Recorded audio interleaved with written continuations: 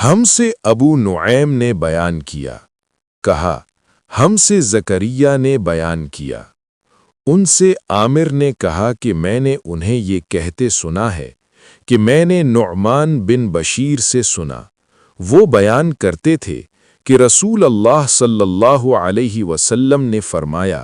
तुम मोमिनों को आपस में एक दूसरे के साथ रहमत व महब्बत का मुआमला करने और एक दूसरे के साथ लुत्फ़ व नरम खुई में एक जिस्म जैसा पाओगे कि जब उसका कोई टुकड़ा भी तकलीफ में होता है तो सारा जिस्म तकलीफ में होता है, ऐसा कि नींद उड़ जाती है और जिस्म बुखार में मुब्तला हो जाता है।